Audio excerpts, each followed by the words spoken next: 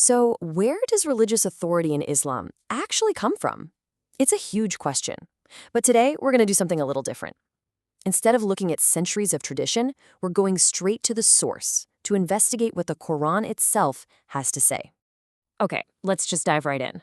On one side, you've got the traditional view, which says there are two main sources of divine guidance. Of course, the Quran, and then the messenger's own practices, the Sunnah. But the argument we're exploring today is a really interesting one. It suggests that the Quran itself claims to be the only source of guidance that the messenger said he followed. That's a pretty big difference, right? And that's the tension we're going to investigate.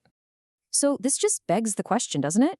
If we set aside tradition for just a minute, what does the Quran, the foundational text, actually record the messenger saying about his own authority?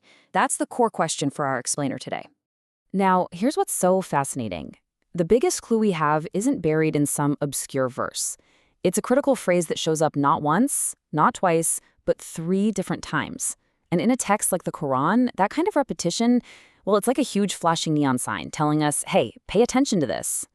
And this is it. This is the phrase at the very heart of our investigation. I follow only what is revealed to me. It sounds simple, it's direct, and wow, it's powerful. But to really get what's going on here, we have to put on our detective hats and do a little linguistic forensics. All right, so let's start by decoding the Arabic. To really feel the weight of this statement, we have to unpack the 2 most important words in this phrase. Okay, take a look at this breakdown. In Arabic, you have in attabi'u illa ma yuha ilayya. Now, the key is that in illa structure. In Arabic, that creates this really strong formula of negation and exception. It's like saying, I do not follow anything except for this one thing. It's a statement of absolute exclusive focus. The grammar itself is drawing a very hard line. So what exactly is this revelation, or wahi, he follows? Well, the Quran makes a huge deal of contrasting it with things like personal desire or just a good idea. See the definition here? Wahi is something that comes from outside the self. It's not the messenger's own brilliant thoughts, not his personal wisdom or hunches. It's an incoming transmission. And what about that word for follow, ittiba'? This isn't like, just casually agreeing with someone. It means to literally orient your entire path behind something, to make that thing your guide, your North Star. The Quran uses this word when talking about following the straight path, or what has been sent down, a very specific body of guidance, not just a person's general vibe.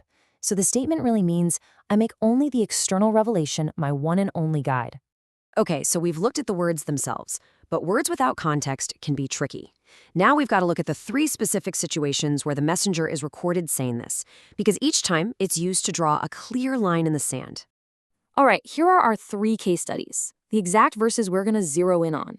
Quran chapter 10, verse 15, chapter 46, verse 9, and chapter 6, verse 50.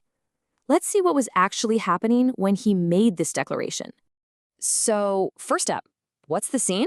Well, you have people coming up to the messenger and they're basically saying, hey, we're not so sure about this Quran. Can you either tweak it a bit or, just bring us a different one altogether?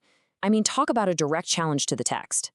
And his commanded response is just perfect for understanding this. He says, it is not for me to change it for my own self. I follow only what is revealed to me. He's explicitly saying, look, it's not up to me. I don't have the authority to be the editor here. His job is to follow it, not create or alter it. Okay, let's move to our second case. Here, the challenge gets a little more personal. They're not just questioning the text, they're questioning him. What makes you so special, they're asking. Are you some kind of new, improved messenger? And his response is, well, it's pretty stunning. He says, I am not a novelty among the messengers, and get this, I do not know what will be done with me or with you. I mean, just pause on that. He's denying that he has some special insight into the future, even his own future. And then he brings it all home. I follow only what is revealed to me. He's making it crystal clear that his guidance isn't coming from some personal crystal ball he has. And for our third and final example, the demand gets even bigger. People want proof. They want miracles. They're saying, show us your supernatural. Prove you're more than just a man. And you can probably guess the pattern by now, right? He draws that same hard line. He says, I do not say to you that I possess the treasures of Allah, nor that I know the unseen, nor do I say to you that I am an angel. He is systematically dismantling any claim to superhuman status. And what's his one consistent platform? You got it. I follow only what is revealed to me. Every single time he is pushed to be more than a messenger, he points everyone right back to the message. So we've looked at the language, and we've looked at the context. What's the big picture here? Let's pull all this evidence together and see what kind of a portrait it paints of the messenger's role. You know, when you lay it all out like this, it's pretty incredible. The Quran shows the messenger defining his mission largely by what it is not. He says he's not the source or the editor of the book. He's not a superhuman or an angel. He doesn't know the future or have divine treasures. He isn't even aware of his own ultimate fate. These are huge, self-imposed limitations on his authority. So if that's what he wasn't, what was he? Well, the Quran gives his job a very specific title, ablagh, which basically means the clear delivery. Verse after verse says things like, upon the messenger is only the clear delivery. It frames his entire purpose as being a high-fidelity transmitter of the message. That's where his responsibility begins and ends. And this is where it all leads us, to the logical conclusion of the evidence presented right here in the text. This isn't about me telling you what to believe, but just laying out the argument as the source material presents it for you to consider. So we end with this question for you. If the Quran repeatedly records its messengers standing up in public and stating that he only follows the revelation, that he has no power to change it, no special knowledge of the unseen, and that his sole job is just to deliver it, then what does that imply about any guidance or religious laws that are attributed to him, but that come from outside of that revelation? That is the central question this textual evidence leaves us with, and it's definitely something to think about.